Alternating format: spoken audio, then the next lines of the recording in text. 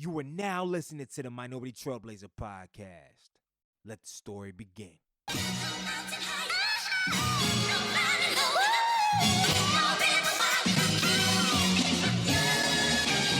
One time for the lovers, two times for the ladies, three times for the brothers, four times for the babies. Do you love her? Do you love her? Do you love her? Do you love her? Do you love her? Do you love her? Do you love her? Do you love her? Do you love her? Do you love her? Do you love her? Do you love her? Do you love her? Do you love her? One time for the lovers, two times for the ladies, three times for the brothers. First and foremost, I want to welcome you to the Minority Trailblazer podcast, season 7, and I'm your host, Greg Ehill, the culture change agent. And today I'm excited to introduce one of our first sponsors of the Minority Trailblazer podcast ever, Scotch Porter brand. As you can see, they sent me like the whole kit, like the beard, 3 different things for the hair, 3 different things for the face. I don't even know what to do in the shower. I'm just grabbing stuff, right? But I'm excited to introduce them because a couple things. One, they're having a collection sale. So this holiday season, there is 50% off online. Their collection sales with a plethora of different combinations of hair, skincare, and beard care products that can help you, your man, your girl, whatever, your kids. It can help all. Have the hair popping, the skin glowing. Like right now, my skin glowing. It's not just the lights. It's not just the HD camera. It's Scotch Porter as well, right? So I just want to introduce y'all to our first sponsor. And I want to say a couple things. One, ingredients, non-toxic. I'm talking about like pomegranate enzymes. I know I had to read that. Pomegranate, I don't even know how to say pomegranate enzymes, right? Willow bark, biotin, kale protein, all that good stuff, as well as things to help blemishes, scars, and clog your pores so your beard can be shining and popping and you don't have all them blisters and bumps, etc. So it can help you out with that. And like I said, they are a Black-owned hair, skin, and face product, and they support Black businesses like the Minority Trailblazer podcast. Once again, thank you for support. Enjoy the episode. And remember, shop at scotchporter.com and tell them Minority Trailblazer podcast sent you. First and foremost, y'all know what time it is. 1906 to the good bros of Alpha Phi Alpha Fraternity Incorporated. You know we repping. Shout out to front runners. I see you, Elite Kale. But also, too, we got another one. Another one of what? Sponsorship, baby. The lead sponsor for season 7 of the Minority Trailblazer podcast is RecDiv. That is one of the only job platforms that recruit specifically students from HBCUs. So if you're an employer looking to hire diverse talent from HBCUs, go to RecDiv. If you are a student from an HBCU or trying to get a job at a big company or small, go to recdiv.com because you know that's what companies are looking for, talent like you. So go where you want it and not just tolerate it. And that's all I got to say. Watch this promo we about to play, but make sure. If you know a cousin, a family member, or you yourself are a student looking for a job, etc., go to recdiv.com. And if you are an employer, make sure you head that way as well. Said that the bank had not met its diversity goals due to the quote-unquote lack of qualified talent. What we were guessing about 6, 7, 8 years ago, and now we know, is that the more diverse companies are the ones that are starting to be the most profitable companies. Okay, the teams are better when they're more diverse. When there's diversity of experience, there's diversity of thought, which results in a better outcome. But there are companies now that are looking to break the mold. They are looking to shatter the earth that they are on.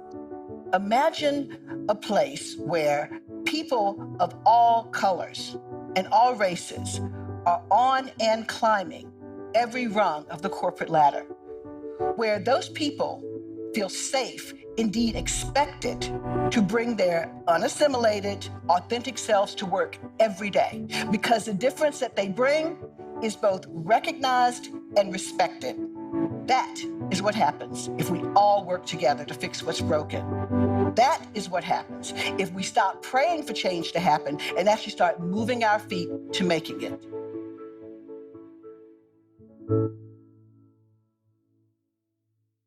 Welcome to the Minority Trailblazer podcast, and I'm your host, Greg Ehill, the culture change agent. Season 7 has been phenomenal thus far, man. But right now, we back Well, my brother again, I think you've been on the podcast once before, but every single time we link up, it's always phenomenal. So I'm in the A and I was like, yo, we gotta get it in. We gotta do it, right? So I'm excited. We work ain't paid for no spots and none of that, but it's a dope office. Like, ain't nobody here, but my homies back there doing the thing and construction work, doing the thug thizzle, and my homie Keisha out there. Since Keisha getting it in, we all off script, but that's what we do, man. Season 7. Today, I'm really excited about what we have in store. He's already been on the show, so I'm not gonna do a long bio or whatnot. We're just gonna introduce him, we're gonna jump right in. I don't know where this discussion's gonna lead, but it's gonna lead to somewhere where you're gonna leave empowered, inspired, and fueled to change maybe a financial future, maybe a personal future. I don't know what you're gonna change, but that's the thing, is you come into this podcast, this episode right here, have in your mind you're gonna receive one thing, all right? That's it. So without further ado, I would like to introduce my brother, Rob Boyd, once again to the Minority Trailblazer podcast, man. Welcome to the show. Man, I appreciate it, man. It just feels so good to be able to sit down and talk with someone that you've known all your life almost. Yeah. So I'm excited to talk about whatever we're gonna hit on today. Yep. So if you could, man, give our audience, for those that may have not listened to your episode back in the day, man, your background, some of your highlights. We'll get into the low lights, but just go ahead and tell about yourself. I think the world does know that we both from the same city. Yeah. From Durham, North Carolina. Yes, sir. Bull City all day long.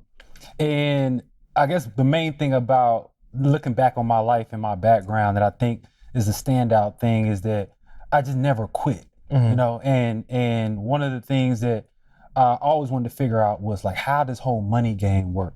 How to get to a point where I wasn't living a life that felt limited because I didn't have the money or didn't have the certain resources. And so backstory is went to Howard for college. That was kind of like a shot in the prayer. That was the only school I ever applied to. Wow. Got in. And at that point, my life completely changed. Okay. So as you know, growing up in Durham, you don't always see a lot of the positive things happening in the neighborhood. And you're kind of affected by certain things that may happen to your friends or family. And then getting out of Durham and going to DC, it just gave me a whole new perspective. Because DC got everything. They got the politics, but they got real cats there too. Right. It's a complex place. Exactly, and that's where I really realized that I had a gift to be able to connect with people from all different walks of life. Because at Howard, it's like a mixing bowl of black people. And I realized that I could connect to a lot of different people, relate to a lot of different people.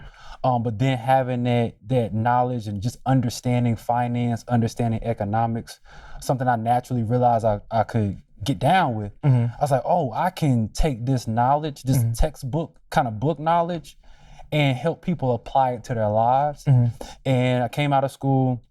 Question, as you go there, as a student, because I know I get students all the time. Last week I was on a Closing Bell series, shout out to North Carolina A&T, my alma mater, and a student asked, like, how do I know my strengths? Like, I'm a freshman, how do I know? And you mentioned something where, as a student, you knew that, hey, I'm good at this. Right. So for our students and adults out there to say, hey, I don't know where I'm good at. Like, as a young age, you realize, at the end of the day, I know I can do this. Was there a moment, was there a situation, is there a story that kind of can help illustrate that a little bit deeper? Yeah, it actually is a story. And it's actually the backstory to what I'm doing today with Amplify and just from a financial education standpoint. There was a moment, it was freshman year, second semester freshman year, and we're in economics class. And I wasn't in the school of business. I was actually in the school of communications. What, for real? Nobody knew that because I knew all the business stuff, like as far as finance, economics, and stuff like that. And it was because I realized I had a natural understanding of it. And I was sitting in class one day, and we got our test back, and I was like one of the only people that passed the test.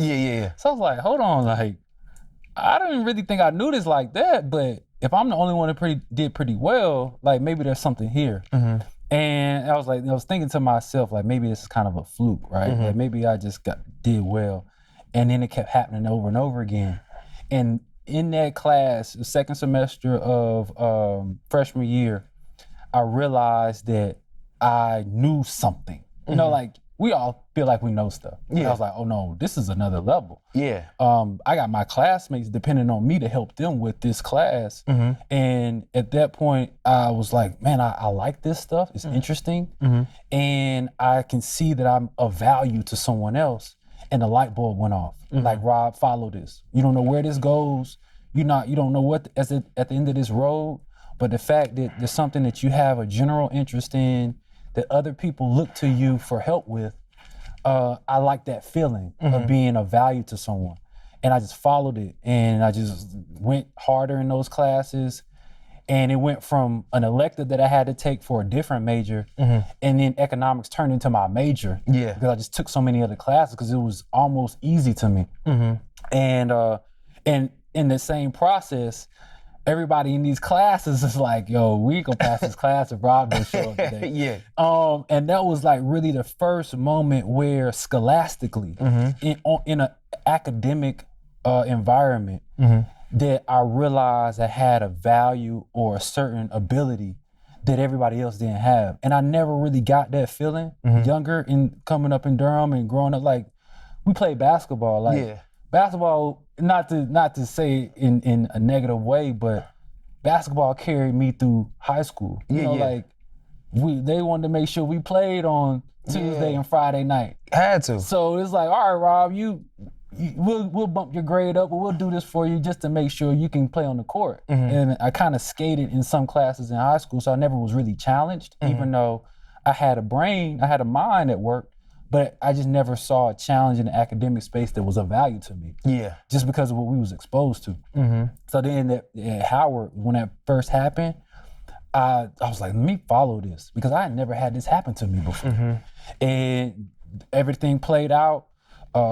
Graduated, got that first job out of school in my major, which was rare back in 2010. Yep. And continued to pursue it, and ultimately realized in corporate America, I was like, what I know can keep the wealthy wealthy, but I would rather use what I know to help people that came from where I came from get a better understanding of their money. Yeah. And I had to venture out and do that on my own, because there was really no environment in the corporate space that was focused on helping people that look like me.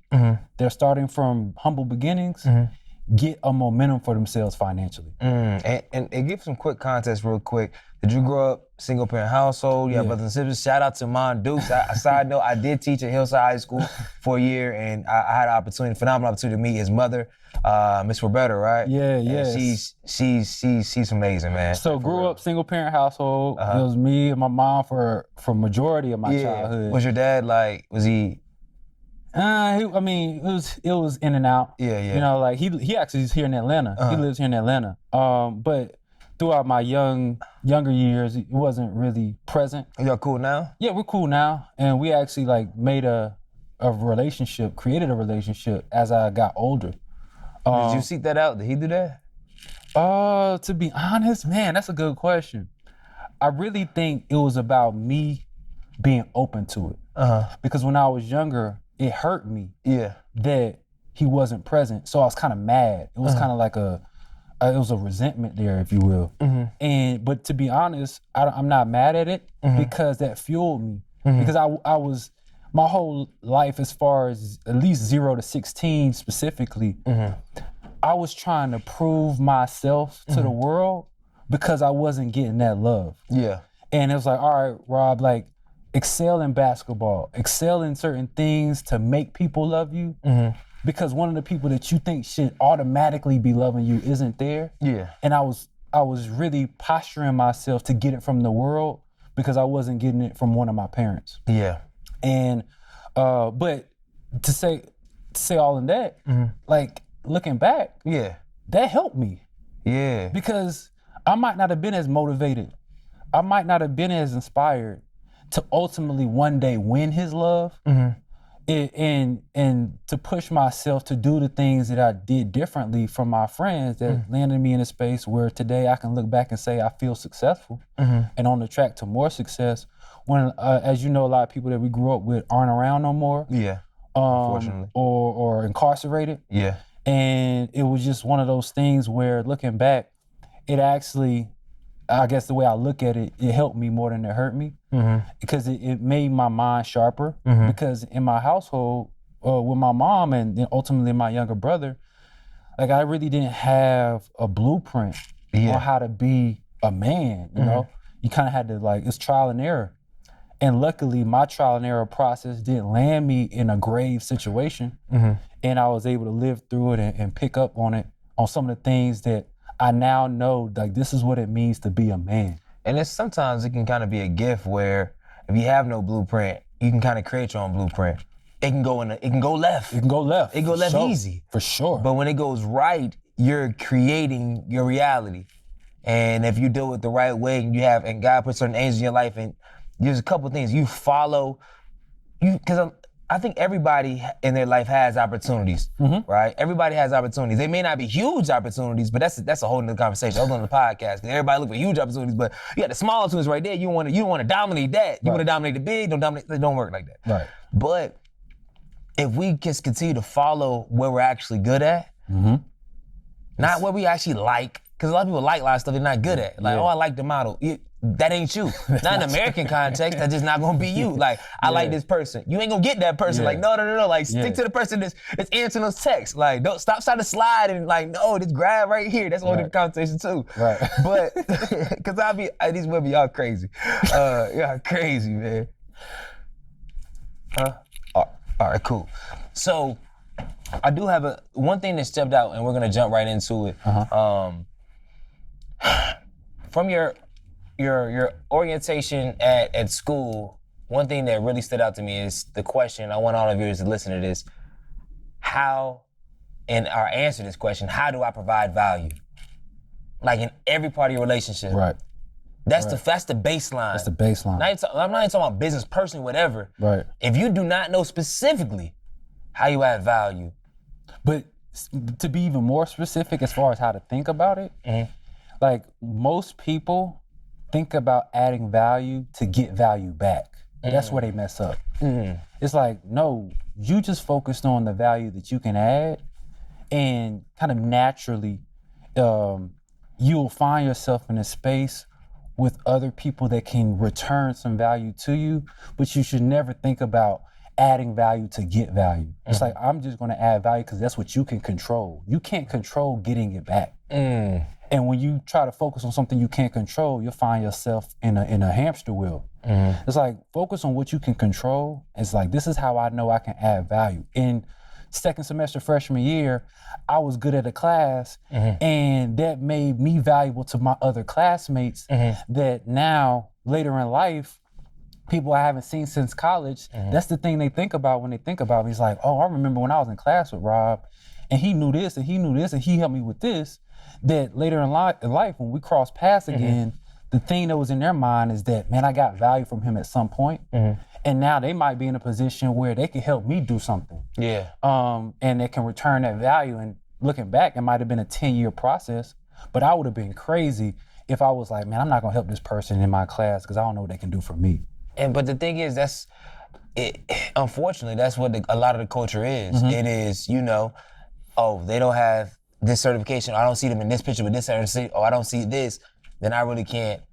And it's so transactional. It is transactional. And I hate that part about it because one of the things I grew to learn as an adult is that once you start to operate transactionally, you can't forget that people are going to treat you the same way. So once you think about things as being a transaction, you become a transaction to somebody else. And in order to really be in a space where things are free flowing and people can help you without you being able to help them, it has to be a altruistic kind of mindset that you have, that I'm just going to give what I have to give. And it comes from a mindset of abundance. Because if you think from a mindset of lack, you're always going to be trying to think about, what am I getting in return? Always. But if you're thinking, well, like, what I'm giving out, I got more to give, and you're in that space where my energy is ultimately going to be matched by someone. And I just have to operate in a way where I keep control of my energy, and make sure it's positive and it's a giving energy. because I want to make sure I find myself around other people like that. And the only way you do that is by practicing that. So for people that's listening, because I think sometimes specifically coming from where we come from, I love my parents to death. I love my environment. However, there's sometimes, I mean, you grew up, sometimes bills was tight, right? And even when there was money, it was still that sense of, it was like a checking account type of deal. It wasn't no thinking, and we're gonna get to that. It was really like, there won't no savings or anything of that nature. It was like, yo, just, hey, it is what it is.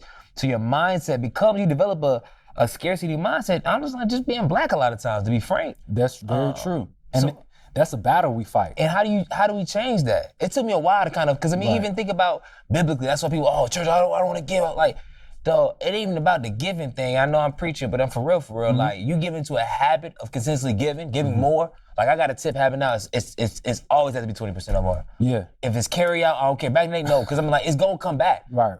I try. It does. I haven't lost, but why? How can we unpack a mindset rather that if I give you 10, or if I buy your hoodie right now, I did not lose 30. So for me, I can't say for everyone, but the way that I got out of that, because I used to be stuck in that too, is you got to pay attention to a different story. And as black people, the story that we've been paying attention to is our story in America. Okay. Like, we got to think about who we are, not what we are in America. In America, we're African Americans. Who we are historically is way bigger than that, right? As far as the origins of who we are. And if you think about the ways that we've created and the ways that we've given to the earth, if you will, as far as if you want to talk historically about how Moors taught Europeans how to bathe, or how Egyptians built these pyramids that still haven't fallen down. Like, we have to understand that who we are as a people and the level of intelligence that we naturally are gifted with, that we have so much to give, that if we lock into who we are holistically and like as far as who we are as a people, and not necessarily look at our American story, because our American story is based in scarcity. Slavery is like, we didn't get the best parts of an animal by design. So we made food sources out of the parts of the animal that the slave masters wouldn't eat. Like, our story in American slavery comes from a place of scarcity. So if you're only paying attention to, and a lot of times it's marketed to us, and slave movie after slave movie, like, we are trained to have this lack mentality because it fits the system that we were created to live in. But if you think to yourself, just think about this hypothetically.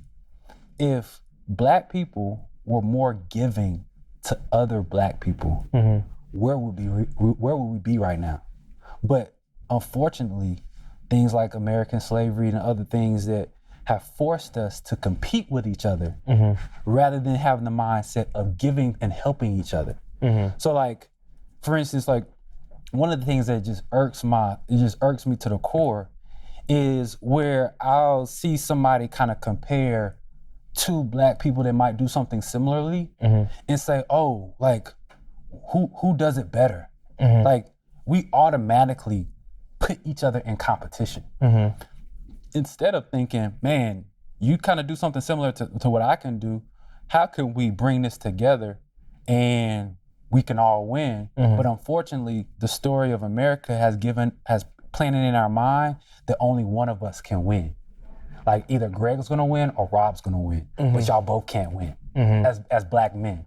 And so when we have certain things like that that's ingrained in us and it's conditioned. It's in our DNA at this point, to a certain degree. That now, in order to get out of that, you have to stop paying attention to that story and say, all right, what's the story that I really want to live out?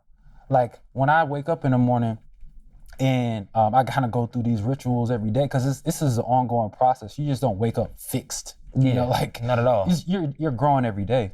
That one of the things that I do for myself is, like, I look at so I got this list of all these wealthy people. And they're not because they're wealthy, but they're just like examples of how valuable I want to be to the world. Yeah. Because you're not a billionaire unless you're of value to other people. Period.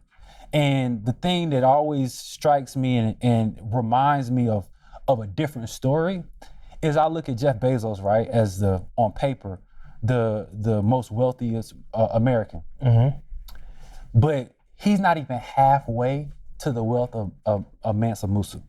And it's just like, we talk about Jeff Bezos at this point, I think he's worth like 200 billion. I mean, at this point, who's counting? But Mansa Musa, in today's dollars, his empire was worth 400 billion. Can you explain, give some context to who Mansa Musa is and things of that nature? Yeah, Mansa Musa was a king, which is in present-day Mali in Africa. But this is, we're talking about historically, way hundreds of years ago, where he was a man who traveled Africa, and literally he was so wealthy, he would just go places and give out gold and give out diamonds because he was just so wealthy that everywhere he went, he gave. And he wasn't, no one out there could give him something he didn't already have. But yet, his mentality was, I'm gonna give, even though, as far as riches, nobody out there has anything to give to me that I don't already have. And I'm thinking to myself, in present day, he's 2 times wealthier than Jeff Bezos. So I'm just thinking about from an imagination standpoint and me just envisioning myself, it's like, I'd rather be a figure like him than the figures that they show me in mainstream media today. As far as, oh, this is what you should do as a black man. I think this is the perfect time to talk about this. Yeah. Who has the right, in your opinion, and I will answer this too, to tell a black man how to be a black man? Because I hear from every angle on what black men should do, but it always is coming from somebody who's not a black man. It's I mean, nobody wants to say it publicly, but in this day, I gotta be tactful in this because I know how y'all be, right? But to a certain extent, man, it's so. I'm gonna leave it there. I'm not gonna give in. I don't know. I don't think anybody but a black man can do that. Okay, all right. So I'm of the same mind, right? Yeah. Because I recently, and I've paid more attention to, like, I really just was curious one day. I sat back, I was like, man, like, I understand the plight of us is not the greatest right now as far as incarceration, just certain things that affect us, right? As when I say community, I mean the community of black men, period, just black men. And when I think about, all right, what has to happen to change the tide of where black men are? It has to be examples of black men. Like, somebody could say, oh, even a black woman, like, they could say, oh, I think a black man should be this. I respect your opinion, but at the end of the day, you never walked these shoes. You know? So, and at the end of the day, though. And I see that a lot of time online. But at the end of the day, though, who I want to be as a man is someone that is appreciated and is of value to a black woman. But at the same token, a black woman can't tell me how to be a black man. You know, like, I gotta be what I feel is the best version of myself. And I know that will match up and provide for what a black woman may need from me. But there's no shape or form can she tell me who I gotta be. And if I find myself in a space where I'm solely listening to black women on who I should be, I'm lost. And that's no discredit to black women. It's just that when I walk out my front door in the morning, even though we're both black, there's a couple things as a black man I gotta consider that black women don't. And vice versa. So it's just I've realized that, all right, Rob, going back to the main point that you were asking about in relation to getting out of that scarcity mentality and being willing to give when you might not see the value coming back to you. That is just me wanting to be the best version of myself. And I know me putting out that energy is going to invite not only the right people into my life, but the right black woman, because I mean my ring finger is empty. So if we're going to be honest, right now, if you think about the talent pool of black people in America, there's way more black women with multiple degrees or 1 degree than there are black men with a degree. Yeah. So if the tide has shifted where black women have decided, hey, I'm going to do my own thing and I'm going to leave the corporate talent pool to run my own show, then yeah, the talent pool did shrink. Yeah. But he said it, and just to be clear, he said it from a context, or how I heard it and read it, was that the talent wasn't there in general, which is where he was wrong. Yeah. But I do definitely believe that a lot of the talent that they will look to hire doesn't even want to work at Wells Fargo no more. And that's the game. And I think it's a corporate reckoning. Yeah. Which should happen. Where they have to really start assessing, like, hold up, man, like our pipeline, because we're getting exposed at these levels. And honestly, it's just quite funny that they say certain things, but then leadership doesn't get held accountable for these pipelines. Right. But then you have to think about it. Let's take a step back. Pipeline for fucking what? Right. Like, what is it a pipeline? To work for you? Right. So now, because the CEOs packages 1,000 more times than my regular employees, so my pipeline, it sounds like slavery to me, to be honest. And no disrespect to corporate people, because we working on corporate deals, like no disrespect. But let's be real, like that's what it kind of is, right? A pipeline for what? Like to really work in Wells Fargo, like to work, like what? Like at the end of the day, the best thing I could do was have your job. The guy who said it. Yeah. And I don't even want that. Like the best job at Wells Fargo is the CEO, because at the end of the day, it's still a job. That man don't own Wells Fargo. So let's jump into the topic of discussion right now, man. Is community building and Amplify. Okay. And what y'all have been able to do from its inception to kind of now, and what's on tape, man. What do people expect? So can you share with our audience, man, what Amplify really is? How can they benefit from it? And most importantly, how can they add value to it once they're there? Right, because it's like you can take, but it's like, hold up, you have value with it there, you never know where it can go. So going back to economics class, that's where I met my present day business partner in that economics class. Her name's Ashley Fox. She founded Amplify. And Amplify is a word that she created. Empower and modify put together, we made a word. And I was always kind of part of the process, always helping, because I just believed in the vision of what we were trying to do, kind of in our own lanes. Because I had a financial advisory office, I was running in DC. And then she had one in Philadelphia that she was running, and I kind of like put her on to start her office. And then she's like, hey, this is great, but there's so many more people to reach. There's so many more people that just need to be educated, not let alone getting the right account to put their money into, but just understand how money works. And it birthed this idea of let's get into financial education and not just financial services. And at that point, we decided, hey, let's actually start to focus on the youth, because we saw with all the clients that we had in financial advising that what's easier, to fix an adult or teach a child the right way the first time? And we're like, oh, let's go to the source and start to get this information in front of kids in middle school and high school, so they come out of high school understanding how to manage their money, what the stock market is, how to start a business. And doing so and making that transition from financial advisory to really focusing on the youth, a lot of the clients that we had came back and was like, oh, we want to learn that too. And we're like, oh yeah, I guess that does make sense. And we started an online community in partnership with a company called StockTwits back at the end of 2018. Okay. And we did that. That was a good first step for us. And so I think that's an important thing to note. Yeah. Because in our mind, we wanted to have our whole thing, own the whole thing, do everything on our own, but we needed to take a baby step. Yeah. And that baby step was partnering with StockTwits that kind of gave us the technology platform to manage a community and to continue a conversation in a private setting, because money is such a sensitive topic. A lot of people don't want to have that conversation openly. Should it be a sensitive topic? It shouldn't be, but it is in the Black community. Because we don't talk about it in our family, in our households. So it doesn't feel natural for us to talk about it publicly because we didn't even talk about it in the house.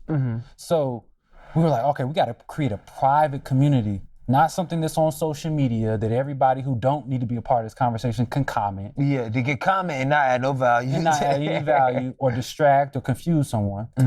And that was that first initial step that we took. And at that point, about a year into that, we're like, we need to have more flexibility with this platform. We want to do this. We want to have a course library. We want to have a dynamic where it's easier to connect with other members in the community with certain things that were just hard to do in that world. And we came up with this bright idea. It's like, we need our own app. And so today, literally today, is the general global launch of our app. Wow. In which it's available in the App Store. So today was the first day? Well, it's not the first day of the app being live. Yeah. We had like a beta period. Yeah. Where we had a lot of our existing members from our community when we were in our previous partnership, and they came over with us, and they were helping us kind of work out the kinks and the bells and whistles and make sure everything was working correctly in the app. We tested out a couple programs in the app over the last 60 days, just to make sure everything was working right before we opened the door to the rest of the world. And today that's happening, in which now, in the palm of your hand, in your phone, or you can log on from a computer, you can get access to courses that teach you about how your 401k works. How do I buy a stock? How do I start investing? Led by all Black instructors? All Black instructors. Yeah. Like the Black YouTube of finance, Black Netflix of finance. Black Netflix of finance. Anything money related and kind of purpose entrepreneurship. Related. Yeah. But also, and this is a part that we kind of glaze over a lot of times when we talk about money, but the mentality, the mental part of it, and even the spiritual part of being in a space where you start to live a healthier financial life. And there's a lot of other factors that affect your money that just aren't based on money. And it's how you think, how you make decisions, how you feel about yourself, just your goals in life, you wanting to give to other people. A lot of those things, you have to exercise those muscles too. Yeah. To make sure that your finances are going in the right direction. Because it's like, if you don't, it's like you're going to the gym just doing chest. Oh, you're making all this money, but you ain't working your legs, so you spending all this money and now you're not keeping. So you got people with making $40,000 a year with great credit, and they got 100 grand in savings after 10 years teaching, but then you got somebody to make 120,000 a year, has all these negative assets, and it's kind of really check to check. Yeah, I've seen it. That's reality. Yeah. They're as a financial advisor and the hundreds of clients that I sat with and talked with, I noticed that there were actually more six-figure earners in a worse financial position than those making $30,000, $40,000, $50,000 a year. Why do you think that is? That's kind of because in our community, in the Black community, which is most of my clients were African American, that we think that once we make six figures, that we don't have to be disciplined financially, because it was ingrained in our brain that the goal is to hit six figures, and then once you get there, you can do whatever you want to do, and because that's almost looked at as a finish line, if you will. It's like, oh, I made it. I'm making six figures. I can travel the way I want to. I can spend money the way I want to. And you kind of give away your position as far as being somebody that can really be a financial resource and change the dynamic of your entire family. Because this is another thing that I gotta say. Yeah. And I've been waiting to say this publicly. Yeah. That if you are the first person in your family to earn six figures, you better not be the last. And in order to do that, you gotta teach people the right principles. Because some other people in your family might not have the talent or the gifts that you had that got you to a point of having that earning potential. But you gotta they gotta be able to see you as an example of what they should be doing on a day-to-day basis, that they can ultimately get there too. Because if they say, oh, you just blow all your money, then, oh, all right, well, I'm gonna kind of do the same thing. Like, there was no example. If you might be the person in your family that wasn't making that type of money, and it's like, oh, my cousin Rob got it rolling, but if I was out here doing something stupid with my money, And then I told you, hey, you only making 40,000. This is what you need to do to get to work. I'm like, you don't do that. Yeah. Like, why should I do that? And so you gotta get to a point where, we gotta get to a point as a community where we don't look at 100,000 a year as the finish line. And I think a lot of us do. And because we just never knew anybody else in our family to get there. And it's just a nice round number that looks good. Because to be honest, most of us in our community don't have the belief system that supports us being millionaires. We want it, but we don't really believe that it's possible. That's why we play the lottery, because we think we gotta win our way there instead of work our way there. So it's just so many things that come into play where when you think about, all right, there's a lot of these problems that we can highlight in our community and for ourselves that we are growing through. How do we become bigger than the problem? How do we stay focused on the solution?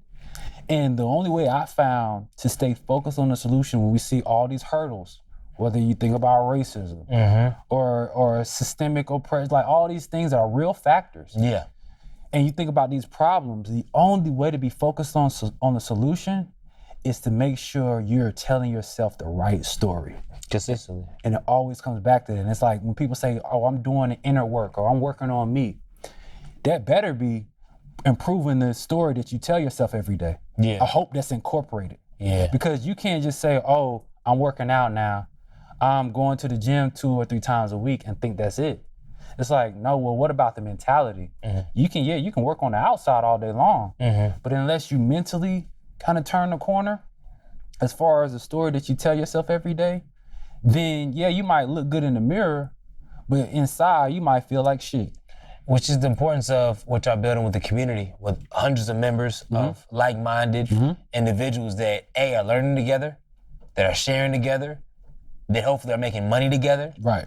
So then that just, it changes everything, because now you're not just depending on yourself for your own motivation. It's like, there is a social media, it's like a platform like we talked about earlier offline, where it's the Instagram of personal development. Correct. So you're going there, so you can scroll, but it's a good scroll. You're like, okay, cool. Oh, snap. Hey, Rob just closed that deal. Hey, comment, hey, bro. Right. Like, how you close that? Right. What does that look like? Right. And everybody's sharing, and it's a knowledge share. Because one of the other things I learned about our community is that we'll see other people doing great things, but because sometimes we feel as though, all right, if somebody else comes up, it could affect my success, we won't share it. And we're gonna plug the hole. The hole, we get out the hole, plug the hole. Right.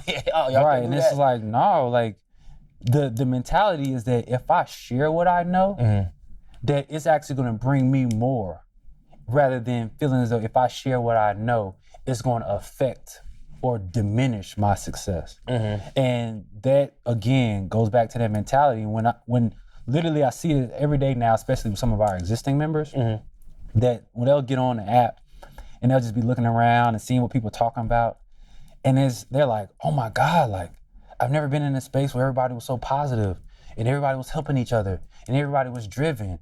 And in my mind, I'm thinking like the whole world should be like this. Yeah. Not just the members in our community. And so I was like, all right, how could the whole world get like this? It's like, oh, well, let's just make sure the whole world is in the community. And it's just like, and as crazy as that may sound to someone, like I really think that when this is all said and done, and I don't want to when I say all said and done, I guess is when I leave this earth, because everything will continue even after that, is that I really believe that there are 40 million Black people in America right now, right? I want at least 10% of that in this app. Like, what's wrong with 4 million of them can help each other? But when I just think about from a business standpoint of market share, and when I look at some of these other big companies, like the Amazon, Walmarts of the world, Deltas of the world, these huge companies, they're huge and successful, and they might have 15% of the market. And it's like, oh, you don't have to get everybody. Nah. You just gotta focus on what your demographic is. People who are willing and ready to receive this information, receive this environment, receive this resource. And that might not be everybody that's ready to receive it. Because you can only help somebody who's ready to receive help. Yeah. Yeah. So let's break it down in these 3 ways, and then we'll get up out of here, man. One, can you walk us through the process of building out the community and fleshing it out? And the reason why I ask this in reference, because there's many of you that are listening right now that are in the process of building something big, right? You're scaffolding, you got big ambitions, you done already articulated your team, you're starting, but there's gonna be a lot of roadblocks, a lot of contracts to fall through, a lot of stuff, and I wanna just have somebody that I've seen over the last 5-6 years work with Amplify. Remodel, rebuild, repurpose, all this other stuff, and now you're in a point where it's like, yo, we are ready, we Dolby Digital, we live, and it's rocking, and it's on the ground floor. But how did you get to that ground floor? Because people don't realize the ground floor, there's still so much to get to the ground. Yeah. Like I look at, when I think about building a business and what that looks like now that I've kind of had some experience in a couple different businesses that I've had my hand in, that whenever, like any of these skyscrapers here, like before they build that skyscraper and build it up, they got to build down. They got to go down before they go up. And when you think about what that looks like as far as community building, you got to go grassroots, and that means giving away your expertise, your knowledge, your time, your energy, and giving it away for free, which feels like for free in the moment, because you might say, oh, in order for somebody to learn, let's just say I got a clothing line, and I want to have a community of people that's always buying my clothes. Well, that might have to start out with you giving out your shirt first. And then people like the compliments that they get when they're wearing that shirt, and then in the future they'll buy it. But the first shirt you might have had to give away. And so thinking about that in the context of community building down, honestly, in business means that at first you're gonna have to lose money before you make money. But we can't look at it in the lens of, in this very moment, I'm losing $1, because that's that scarcity mindset.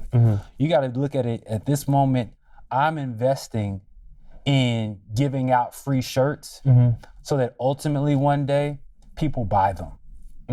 And that's just a different mentality, a different view of it. So when I think about, if I had to tell someone how to build a community, let's just say if it was a subscription-based community, one of the things that you would have to do up front, depending on what the product is, if you will, that you're sharing, or the service that you're providing, is that you're gonna have to give it out complimentary and give people an opportunity to try it, to test it. Because and what that does to the psychology of individuals is that if you're willing to be supportive and to give it to them for free, then it gives you the brand, if you will, to say, oh, this person is doing it for the right reasons, because they didn't come in day one like a land grab, just trying to make whatever dollar they could make. They came into the game giving the game. And when you give it and people can test it, and if it's good, people will buy it and pay for it in the future. And so that's one of the things that we did within our community, is we started out giving free classes. Sessions online, like, you want to know about this? We just did a free class. And we got people to learn and realize, like, oh, I picked something up, or I feel a little bit better about my money now. And when people feel progress, they will stick around, because progress is actually more valuable than results when you're thinking about community building.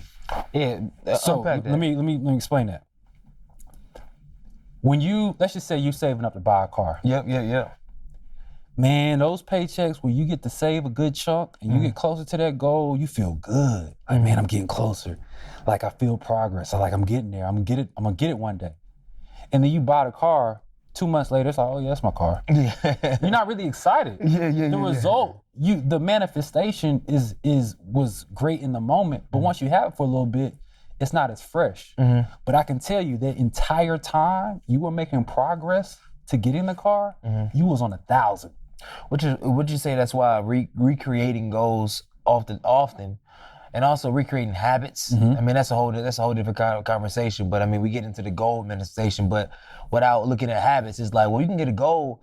Hey, I want to get 1 million, but if you still got poor money habits, so you were at 100 grand. Yeah. If you get $1 million, it's not really gonna be $1 million. It's not. So because it's easy to get more stuff, to get more things, but if the mindset and like you said, if really the habits aren't there to support these things, Right.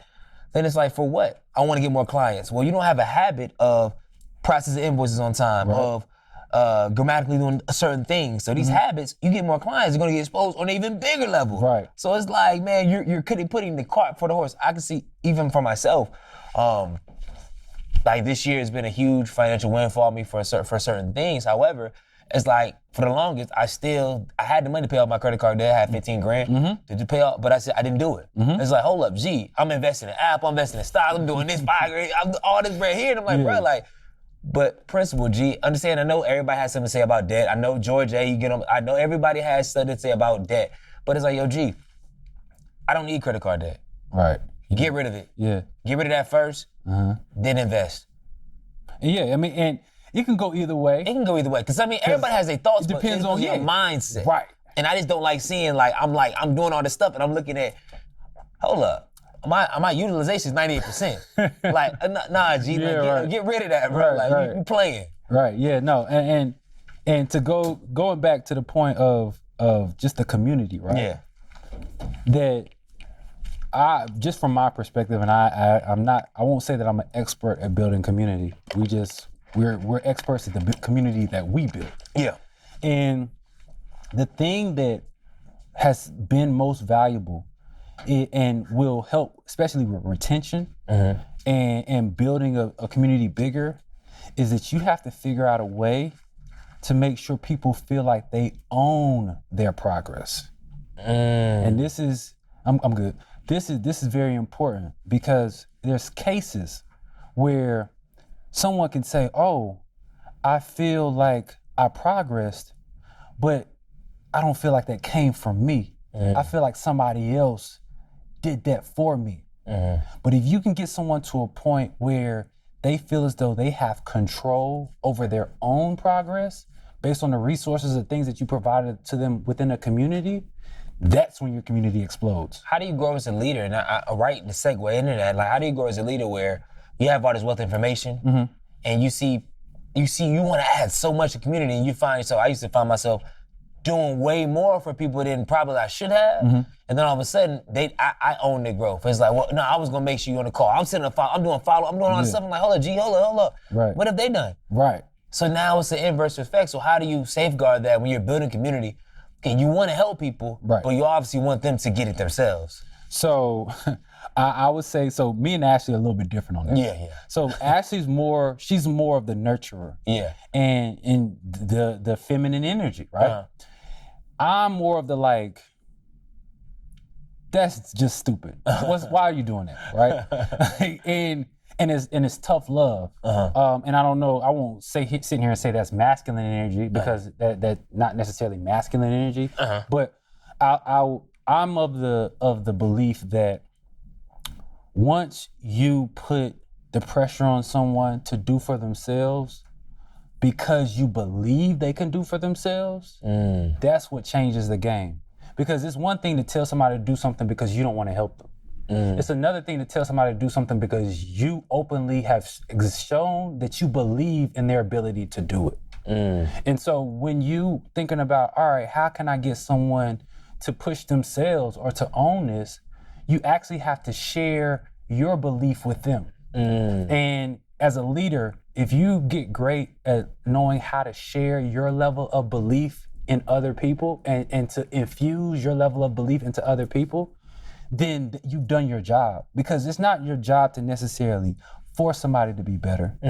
It's your job to push them to want to be better. And that's all you can do. And for me, I think I get so much freedom in the element of leadership that I have right now, because I don't feel like I own your progress. I don't feel bad if you don't grow, because I know you made a personal decision not to grow. Yeah, that's crazy. You see what I'm saying? Not growing is a personal decision. Yeah, for sure. Well, I think sometimes we skate around that, even in my life. And but like seriously, there's times in my life where I didn't grow, and you can blame everybody else, you can, but it's like, no, you made there's habits that you did, things that you done, decisions that you made that made an environment where you're not growing. You have to own that. Right. And I think, especially being a leader of a community, the two main things I focus on every day is what can I do to make sure people own their own progress, and how can I get better at sharing my level of belief. Those are only two things I work on. Those, and we're getting there, because there's two things I want to go discuss before we end. One is the power of effective communication, where when I say that, that's subtle as, hey, if I say, hey, well, man, great job today. What'd you do a great job on? Oh, great job of boom, boom, boom. Like, really, I always try to ask, like, or try to think, if I'm giving a compliment, it's not, oh, man, cool stuff. Right. Like, what was cool about it? Like, if you're doing something, like, really getting meta in that, so one, we can allow others to see their value as well. Right. And that's one thing a lot of kids are lacking. It's like, oh, yeah, good job, Johnny. For what? What did Johnny do? It was good. Right. Like, I'm not a fan of participation trophies. Yeah. Like, we have to make sure that we are always willing to push ourselves to be the best. Now, unless you're saying like, hey, I appreciate your consistency for coming to every practice. Okay, yeah. But if it's like, yo, hey, you get a trophy, and great season. Your 8th place trophy? No, we're not doing that. We're not doing 8th place trophies. that doesn't breed or doesn't shift somebody's belief. Because if I get, this is a great example. If I give you an 8th place trophy, right? Do you have any reason to push yourself to be a winner? Because we kind of associate winning with the trophy. Yeah. So if I give you an 8th place trophy, why would you fight for a 1st place trophy? Because for a child, especially for a child, a trophy is a trophy. Yeah. So it's a recognition. I could care less what the number on the trophy is.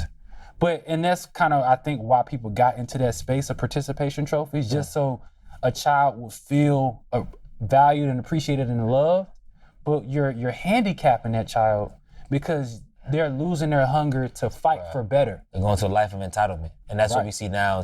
And I know, I get it, but a younger generation, even our generation, is like, we're coming in spaces brand new, and we like, yo, how do you do? I get how do you do it, but you say ask how you do it before you did any research. Yeah. How can I build what? Like, bro, like people always doing these things, and it's like, where do we get that? Right.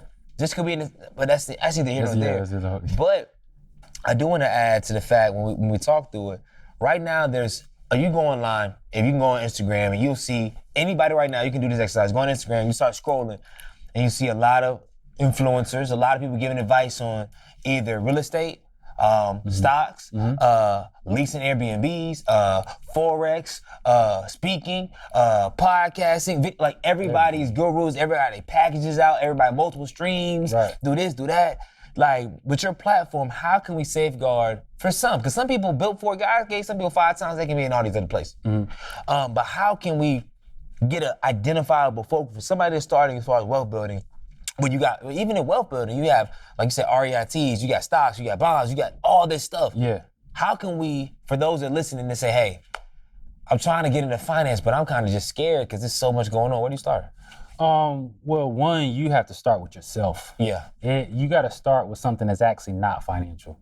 So I always share with individuals before you come up with like, what stock do I need to invest in, or what kind of account do I need? First and foremost, what do you want to accomplish financially? Like that you want to be able to do, and for a lot of people, the answer is create generational wealth, and that's a great answer.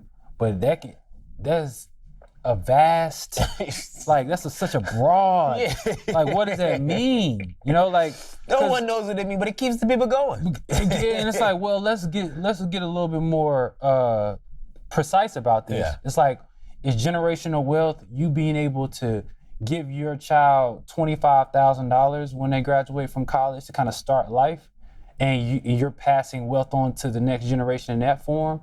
Or is generational wealth them being able to, from day one when they're born, be private school from here on out and have more opportunities because of economic or educational opportunities they had when they were younger? Or is it, I want to start a business and give my business to somebody else to run, whether it's my niece, nephew, son, daughter, whomever it may be? Like, there's so many different forms that generational wealth can fit into. Yeah. The question is, what kind of generational wealth you want to create, if that's your thing, or if it's just you focusing on you right now and like, all right, I want X amount of dollars or whatever I want. I want a business is this big. Why? Like, is it just because it sounds good? Or is this going to actually help you accomplish something that you feel is a part of what your purpose here is on earth? And for me, when I think about generational wealth, yes, I'm right now working on creating something that will ultimately be passed to my kids and great grandkids and so on and so forth. But when I think about why, it's because I think about my childhood, and it's like, man, there's so many things that I would have loved to done that I couldn't do, or my mom wasn't able to make happen for me. And I was like, I don't want my children to ever feel the emotional space of feeling like it's their fault that your family or your household doesn't have anything. And that's my why. Like, I just don't want my kids to feel what I felt, because I'm not sure how my kids will react to feeling that feeling. Because when I felt that feeling, it kicked me into another gear and Rob, go take over the world. But I don't know how my child will feel or what my child will do if they felt that feeling. And what I can do and what's in my power is to create a scenario where it's less likely that they'll even feel the feeling. I think one thing that I really, and y'all have heard it before in this podcast, but it's really critical, especially in this age, you gotta live your life. For sure. And I understand it's hard because you go online, you're influenced. Everybody, all of us are influenced, right? But you're influenced by other people's perspective on what you should be doing with your money, your relationships, your time. Everybody has advice what people should be doing, correct? Right. And not to say you shouldn't listen to that advice. It should be somewhat of a framework, a blueprint. It should be considered. It's just like the blueprint for the house, but you still gotta go buy the wood. Like, no. Like, that's the blueprint. But then you think about, what does it look like for me? So if you do not have a financial plan, like, and you're asking God for more money, you're asking whatever, the universe to reap certain things or whatever, but you do not know, you have no, what are your goals? Don't just say, oh, my 100,000 my goal. No. You missed the whole message, right? It is, what are we trying to accomplish with said money? Yeah. Like, what are some questions people can ask themselves? Oh, that's a good one. To get to that financial goal piece? Like, what are some questions they should be asking internally? What emotions do I feel on a regular basis that I think can be eliminated by financial prosperity? Like, that's top of mind. Like, if you think about what emotion, like, I'm gonna say that again. What emotions do I feel right now that I might not like, or that I would just say is a negative emotion, whether it's shame, guilt, fear, whatever it is. What emotions do I want to eliminate, or that I think could be eliminated by financial prosperity? Because when we think about living life, we're living life right now. Like, we go through our days every day, and how we feel is kind of how we view life. Like, so if I feel good, then life is good. If I feel bad, life is bad. So it's like, all right. It's kind of simple. Yeah. So let me figure out, what emotions do I think financial prosperity is going to help me eliminate? And let me make sure that first and foremost is a correlating connection. Because it's like, all right, for a lot of us, as far as Black people, we have an issue with self-worth, right? Like, we'll do things that kind of damage us, and we might even know it, but it's the end thing to do.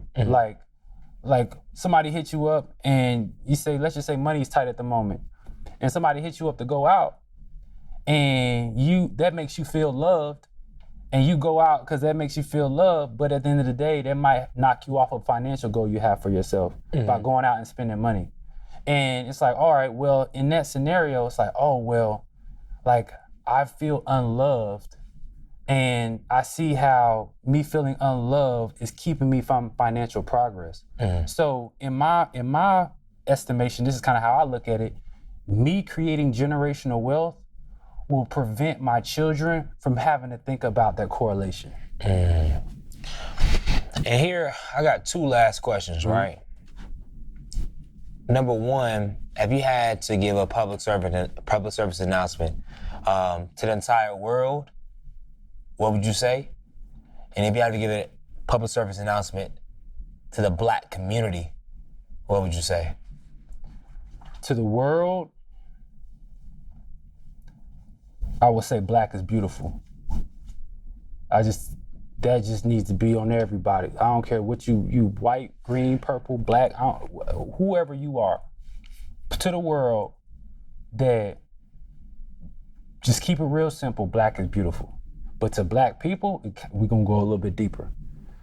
I would say to Black people that we have to find it in ourselves to let go of the pain that other people have put on us and focus on what we can do for ourselves.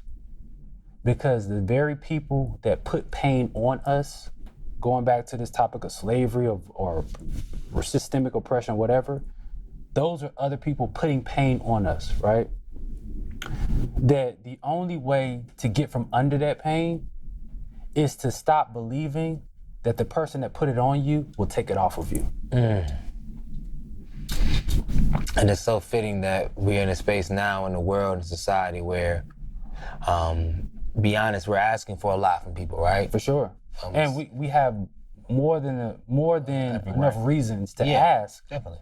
However, the only thing I believe that's really going to move the needle is where we say, even though you owe us for building this country, that the same way we built this country, the same way we built pyramids, we can now build for ourselves regardless of what you do. And it's very, the thought of that pains people to feel like, dang, I'm not gonna get anything in return for the value that I gave. Going back to the early part of our conversation, like our families, our lineage has given to this country in ways, blood, sweat, and tears. It can never be valued as such. You can't say, oh, we got 10,000 for everybody. Well, that's all, bro? Because even, before we end, because this reparations thing always comes up.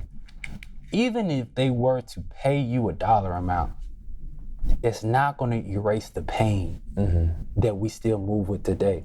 Because I know plenty of people being in the industry I'm in that are super wealthy, that are depressed, that are miserable because they got the money and realized that the money didn't fix it, and now they don't know what the hell to do. And it's like, oh, I gotta grow so that my money grows. It's not that my money grows and I automatically grow. And we gotta get the process right. And if I think for Black people, for us to grow, we have to let go of this notion that we're ever gonna get anything back from a group of people that has only shown to us to be oppressive. Where in history have you seen our counterparts give? They taken the world, conquer the world. Roman Empire, Greek, like everything, the Eurocentric look at the world, it's take. I can't really find any place in history where they have had a giving spirit. They've given what they take. Oh, philanthropy. Oh, we have. Oh, Andrew. Oh, so you just giving us back what y'all took? Like, okay, y'all feel good about that? That's nice. Well, we're gonna make it so that, and what I'm thinking, this is my mindset, we're gonna make it so that you can't take from us anymore. And you can't take from us because we're not worried about your acceptance. That's the only way that they can take from us right now is because we're worried about their acceptance. They didn't, if we didn't think about what, I hate to say it like this, but what white America thinks of us, if we didn't want acceptance, they would have no leverage to take from us.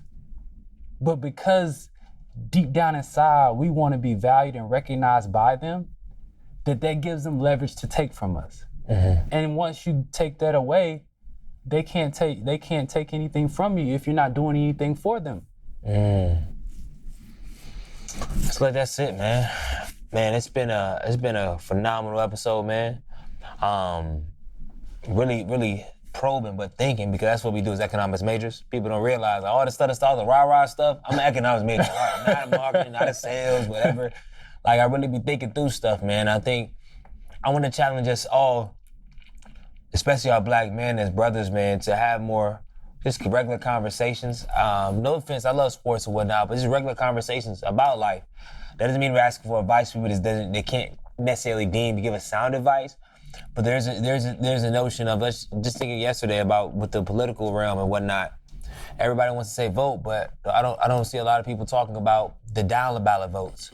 So who you voting for lieutenant, school superintendent, all this other stuff. The people like the stuff that really affects your day to day. Like, and that's a conversation. That's like, hey, Rob, man. So I'm in Durham, bro. I see who's on the ballot, Dan Blue, etc. What you think about them? I don't know too much. I know, but Dan Blue, I heard about this. All right, let's Google that real quick. Yeah. Our conversation, y'all can get a game plan, you in your corner, of who y'all voting for the down ballot, and we'll get on that down ballot vote. But we're not doing that. It's easy to say, hey, vote. You like, hold up, but you ask the person, who you voting for lieutenant governor? Who's that? What's that? They running this year? So what the hell we doing then? Like, stop it. Right. So, I mean, but just let's continue. Of course, you want to share a game and all this other stuff, but start where you are. Let's start where you are. Start with your own community. And especially for my community builders. I see some people trying to build communities, but you ain't build a community in your city. It's like, bro, you don't have no group in your city. You have 5 people you come in your city right now and talk. But you wanna, and even if you get it, how you can't curate real relationships because you never built real relationships. Right. You're just trying to get I know the game, trying to get the subscription bread. Yeah. I'm trying to get 1,000 people at $10 a head. That's $10,000 a month. It's in my RE. It looks good on paper. Yeah. But is that really gonna change the community? So get your reps in. Simply as college students, get your reps in where you're at. Mm-hmm. Like, for real. Right. But that's neither here nor there, man. It's always, where can people find more about Amplify, how to sign up, all that good stuff? So as of tonight at 8 o'clock. And what's the date? Right now it's September 30th. Yeah. And you can find ways to get to, well, you can search our app in the app stores.